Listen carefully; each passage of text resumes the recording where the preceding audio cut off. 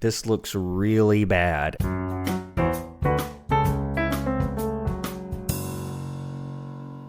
All right, welcome back to another School Principal Reacts. This is Brandon coming to you with something a little bit different. There have been quite a few people that for a long time have been requesting this, so here we are. This is Kim Possible, and it's an episode called Tutor, and I've never seen Kim Possible before. I've seen little ads for it here and there. It is a Disney show, I believe, and if it's a Disney show, you almost can't get away from it in terms of seeing the marketing for it at some point. But I'm going to take a look at this today. I don't know what to expect. Again, I've never seen Kim Possible before, and I can't really tell much from this still frame, so let's go ahead and get into it. As always, just a reminder, please subscribe to my channel if you're not currently a subscriber, or give the video a like. That does help me and my channel. Let's get into it. Kim, where have you been? Ruthless dictator. Don't ask. Registration for electives started like forever ago. Tell me there are still spots in photography class. Registration. Girl, they're filling up fast. Hey guys! And I already have a lot to comment on, so I'm not sure how much this will be in school or set in school as far as this episode goes, but this other character says, hey, registration for electives started a long time ago. That has some basis in reality, but not a ton. So if you're in high school, you do register for classes, and depending on how far along you are, you will be given a lot of choices as far as which classes to take as far as your schedule. Typically, the older you are or the closer you are to graduation, the more say you get in which classes you take. Now, if you're a freshman or just starting high school, you kind of need every class because you haven't taken any classes yet. So a lot of times the counselor will just simply set that schedule up for you, except for maybe your electives. So maybe that's what this is about, choosing your electives. Typically, if you're a high school student, there are a lot of classes that you don't get a choice. You just have to take your English and your math and so forth. There might be some option as far as which math or which English you take or in which order, but the electives is really where you get to have a lot of choice. And just that word, electives, to elect to take a class. That's what an elective is. And so they mentioned photography, and yeah, there are photography classes, but it's basically any class that is not part of the 4 core academic areas that we're all familiar with: science, English, social studies, and math. And so typically the counselor will assist or help students to choose electives in those areas where they do have choices, and yes, register them for classes. So yeah, this is sort of realistic. Come on, photography. Kim. You need a backup. And a backup for your backup. Yeah, you do actually. So a lot of times in these shows, I go into it expecting it to be super crazy, and many times it is, just because of the nature of the show or because it's a cartoon or whatever. But a lot of times I am surprised by the realism. Like here, I was not expecting this to be very realistic, but yeah, you do need a backup to your chosen elective and a backup to your backup. Many schools that I've been a part of, many high schools, have required students to make 3 choices. In other words, hey, this elective is my first choice, and then I'm making a second choice and a third choice, because obviously not everyone can get their first choice. And what they do a lot of times at many schools is give the first choice to the seniors because they're closest to graduation. But it's not just because they have seniority, but it's also because they may need specific things in order to meet their graduation requirements. Now, a freshman, they have many more semesters to go and many more chances to take different things. So yeah, you may not get your first choice, and so this guy is right. You may need to make a second choice or a third choice. Now, see, photography is my 3rd choice, so even if kickboxing and interpretive dance are full... Kickboxing and interpretive dance. Now, those I haven't heard of so much. I'm sure somewhere there is a kickboxing class. Actually, interpretive dance, I wouldn't call it interpretive dance, but there are definitely dance classes. I have been at a school where they had both ballet and modern dance and some other things. But interpretive dance, I don't hear that term when it comes to high school courses. And kickboxing, I'm sure somewhere has a kickboxing class. I've never seen it before, except maybe in one episode of Ned's Declassified, if you know what I'm talking about. But photography, definitely. I'm still golden. Congratulate me, Kim. I got the very last spot in photography. Ooh. Photography is full? Is now. I would have preferred interpretive dance or kickboxing, but they were already closed. Oh no. Well, then what's left?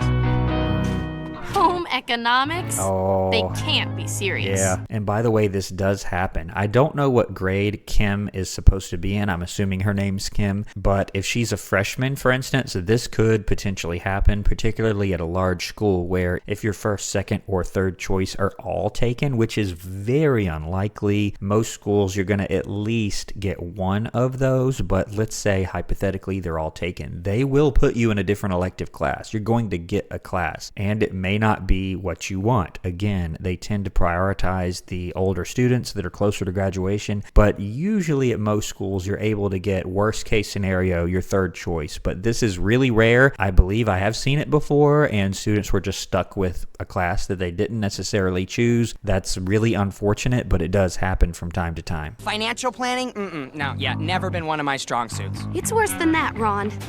It's cooking. Okay. And I don't know the Kim Possible theme. I definitely remember that little ditty there, that little riff, whatever you want to call it. The da da da da. I definitely remember that. Home ec? I can't believe we got stuck with such a lame elective. Yeah. And I've said this multiple times in other videos. You don't really hear that term so much anymore, home economics, because of, I guess, certain connotations of it. I did take a middle school version of home economics. I do remember learning some skills, but by that time, I think it was still called home economics. Nowadays, you don't see that term, but some of those same course standards are found elsewhere in other courses, such as family and consumer science.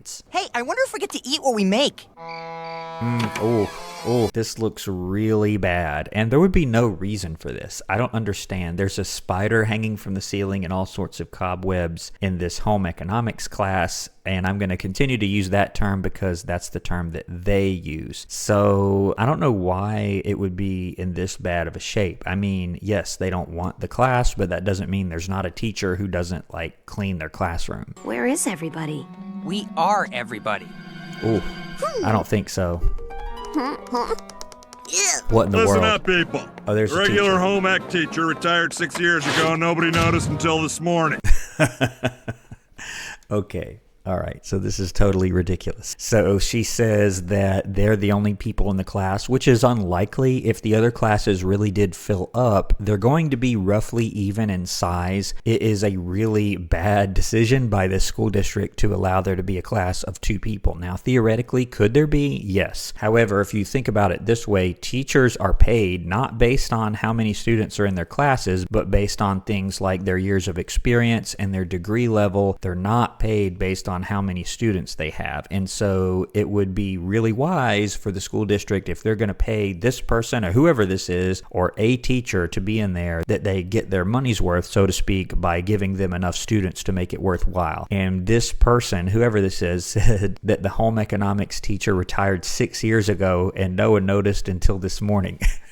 Is just really crazy. Retirements, as I mentioned with Principal Pal from Ned's Declassified, these things are planned sometimes years in advance, and typically teachers will begin speaking to their retirement system representative maybe 2 or 3 years before they actually retire, and so these things are meticulously planned far in advance. The school district would know that this person is retiring at least 6 months in advance, not 6 years after the fact. This is really hilarious, but let's keep going. I'll be covering this class. Where is the class? Who is that? Present. Oh, all right. Take your dusty and filth-covered seats, please. No. Ugh. Yeah, and this would be a potential lawsuit for sure against the school district if they are forcing these students to be in class in this condition. That would be horrible. Now, I have seen facilities that are not in such great a shape, but the school district should and would make some effort to renovate it or to clean it up or something. They wouldn't just send kids in here like that. That is awful, and the school district could face some liability for something like that. Let's get started. The first thing that every good villain needs is... Villain? Hey, I was listening to that. Yeah, and now you're listening to me. Ooh. Now, the first thing that every villain needs is... I know this one. An evil laugh. Oh, for crying out loud. Your old man has totally warped your mind. Oh man, and I'm not sure here, but I guess he's in villain school. She says the first thing that every villain needs, and I don't know what the answer is, but I'm not sure who this is or what is going on here, but let's keep going. Try again. A villainous calling card? What? A robust tan? Spinning tops of doom? You're going to slash something again, aren't you? Yeah, and that would that would be a potential firing for this person, as silly as that is. She raised her hand to like hit this guy, and granted, this isn't a traditional school situation. She's like, I guess maybe this is the tutoring that is referred to in the title of the episode, to tutor. Let's keep going and see what happens here. All right, the first thing every chef needs is the basic tools of the trade. Okay, same Your theme. helmet and trenching shovel. Mr. B, question? If you must, stoppable. Would you mind, can I ask you where you learned to cook? It was 30 clicks southeast of Hialeah. Oh boy, this kind of reminds me of a particular episode of Seinfeld, if you know what I'm talking about, with George's dad, but let's keep going. Tenant bargain. When do we chow? Soon as I catch something, sir. How else would you learn the slop jockey's art? Yeah, well, when I was 8, my mom got me a Granny Crockett Quickie Bake mixer and oven set. Really? I don't mean to brag, but my caramel turtle brownies were a real hit amongst all my What? friends. As All right, friends. Granny's boy. Let's see what you can do. What?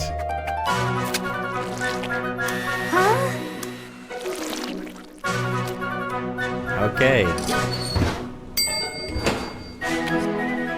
And I'm curious as to you all's experience. Let me know in the comments if you had in home economic class and what you did in that particular course. I remember in my middle school version of it, I don't remember that we did any sort of cooking or baking or anything with food. Now that may have just been because, well, we were middle schoolers and they didn't trust us with that stuff. I do remember doing some level of sewing, actually. I remember that pretty vividly, but I don't remember the food.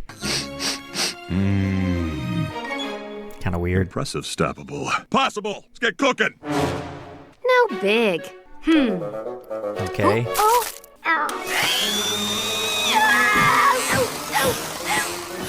For someone who can disarm a doomsday device, you seem to have major mixer issues. Ron, this machine hates me. It senses your fear. What? Watch me. Let the beating of the blades and the beating of your heart merge together. Oh my goodness. All right, so I'm starting to see, I guess he's going to tutor her in terms of the home ec or the cooking or whatever, and we've got other villain tutoring going on at the same time. I see now where the episode title comes from. It's like a chocolate cloud. Yes, I was going for Cloud. Well, that settles it. I am officially turning this class over to you. No. Yeah, obviously you can't do that. That would be a potential firing for this gentleman, whoever he is. He's officially turning the class over to one of the students. Nah, you don't do that. Okay, you're ready for the next and most important step. Every villain needs an evil plot. An Take evil Draken. plot. His plot? Yeah, always taking over the world. And yeah, I do notice that. What I mean is every single show, like for example, I was talking about this with Doofenshmirtz from Phineas and Ferb. So he wants to just take over the world. And these villains with taking over the world, I never quite understand that. Like, what exactly do they want? And if they did take over the world, what would they do? Like, what is their end goal? And I sort of agree with her there. Now, I don't agree with the villainy, but like the plot, like, yeah, be specific.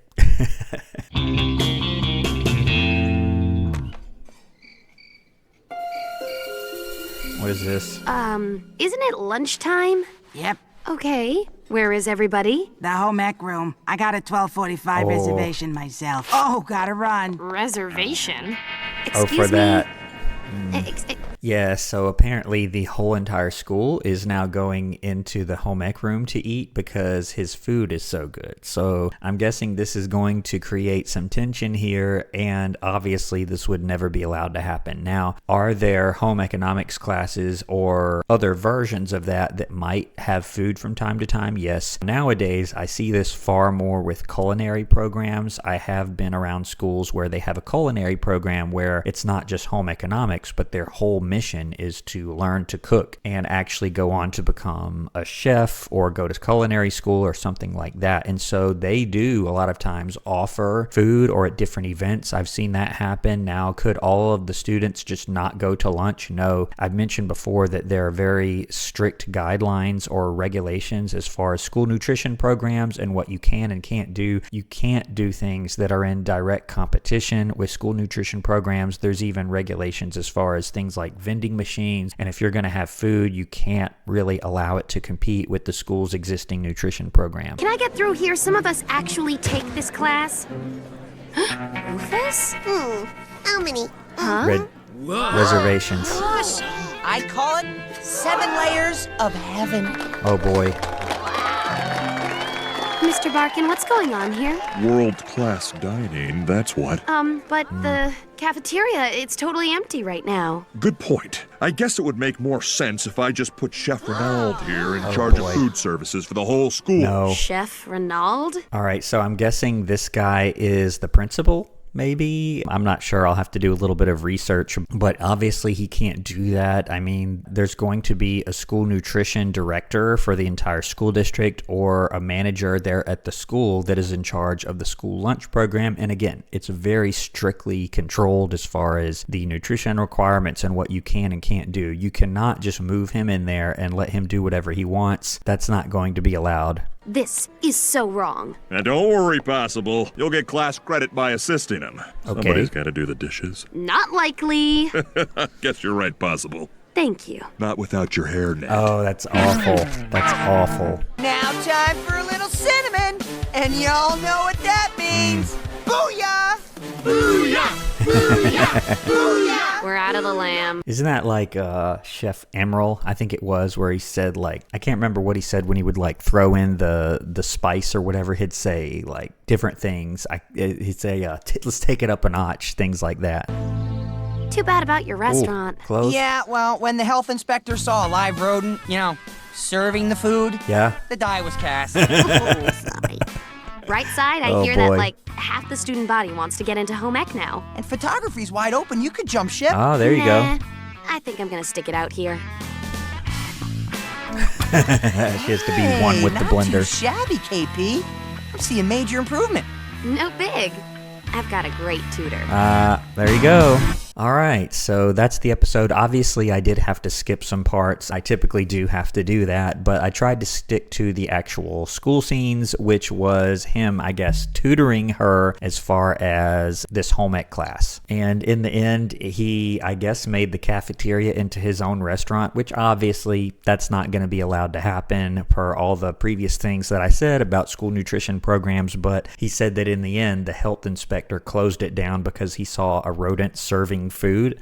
Yeah, that would be a bit of a problem. And by the way, the health inspector does visit school cafeterias just like they do other restaurants, and they give them a score and go through the same exact process that they do at any restaurant. And typically you can find the school's school nutrition score up somewhere. I think it's the law. They have to put it somewhere where you can see it. So if you do go to a school cafeteria, you should be able to see that somewhere. But I'm going to go ahead and end the video here. I did really enjoy this one. Thank you all for asking for this. I know there's a small group that's been asking for this for quite some time, so I was finally able to do it. If you're not a current subscriber, I encourage you to subscribe. That does help the channel out quite a bit, as well as liking the video. Thank you for watching to the end. I hope to see you on the next video here on School Principal Reacts. Thanks for watching.